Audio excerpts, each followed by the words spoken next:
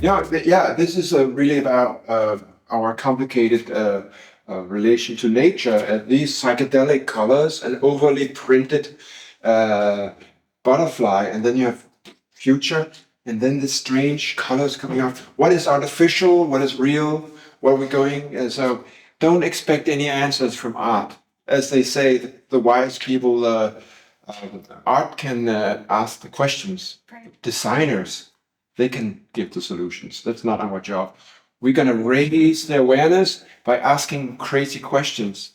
And maybe you can, sit at the dinner table and you can find a solution. This one looks very happy. Yeah, it's happy, but it's a sort of a chemical undertone, because why would you use these colors and make it too, it looks like a newspaper printing, and then it's rough, and no, it's. I hope to find this balance between what is aggressive and beautiful. Right. Like here, this is the dot painting of a racing car, a series of very, very famous Formula One crashes. And once you put all these dots on them, and you put your eyes together, if you squeeze your eyes together, it gets clearer. Yeah. So the fun is here that the less you see, the more you see. So when you close your eyes, you can just listen to podcasts. You don't even have to see it, because your mind makes the images. And here the soul will live on after this poor guy's crash.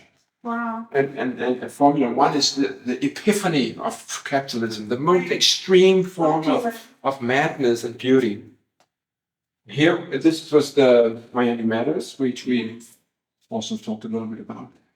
And intentionally, like big fat paint running down, and it kind of destroys the beautiful color here. If this kind of the Right. I was going to ask about that, because in the others, you don't really see that texture. The thick layer of paint, but it's like talking about the elephant in the room.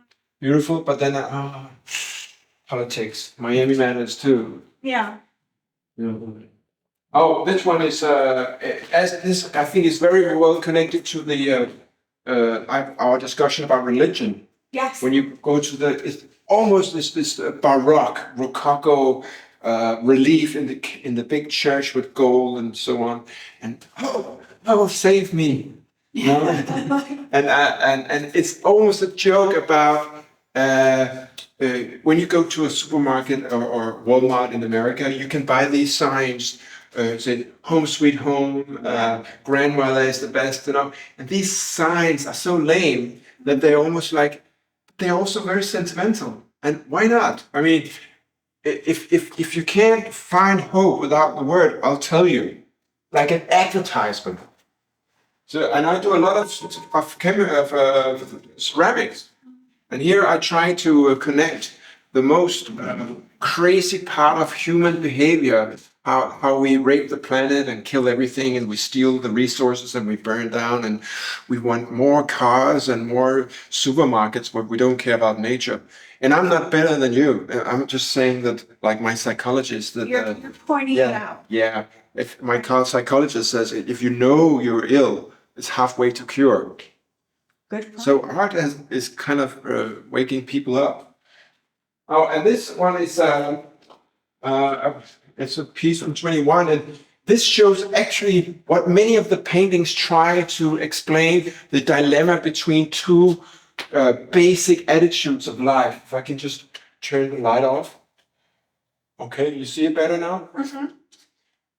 So on one hand, everybody talks about that they want red wine and love and so on. But when it's later down the road, they're looking for cocaine and hookers. So that's on one hand the idea of a beautiful society, and then on the other hand the egotistical, hedonistic, crazy love life. I just think I got inspired by these old beer neon signs that you go through a city and they just blinking, and I put it in a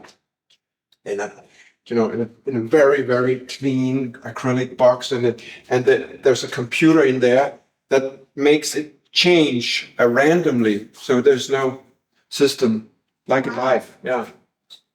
Amazing. These from a big show I did in Poland about freedom of speech, and it's called "Don't Lose Your Head." And in my piece were selected for the actually city poster of the show. So all over Warsaw, there was my head like chopped off because they have big problems there with freedom of speech. You know, they're going against abortion, religious rights, and gay rights. A lot of stuff going on. So it's not very productive at the moment. And here we have this thing we talked a lot about. Yes. The racing car, Fuck the Poor. You know, so you can read it, as we said, in two ways, or many ways, of course. And here again, a very, very subtle attack on advertisement industry. So people think it's about having sex, but it's actually brains. In my mind, it's like intelligence. Are you fucking with my intelligence? You want me to buy that stuff? Go there, buy that, do that. The whole idea about marketing. And a very, very important thing is people always ask, why do you have these big signs with your name on it? You're actually destroying the art almost. Really? Don't you think the advertisement is blocking the view of the art? So it's the point that I'm shooting myself in the foot while I'm running, because if this wasn't there, it would look like real art. But now I'm such a victim of marketing and Instagrammable and quick fix. So even here, you see, the logo is so big that it almost like blocks the view of the actual art. So in many ways, I think we're living in a world where marketing is almost blocking the view of the real product. Right. We only things in brands like Nike, coffee, blah, blah, blah, blah, blah. And when people never say, I have a beautiful blue painting no, I have a Jeff Koons, I have a Picasso. It's names, and brands. So, but now I'm a victim of my own strange ideas because people, they don't want to buy it without this. So, I don't know. I mean, the world is beautiful and crazy. Yeah. Yeah.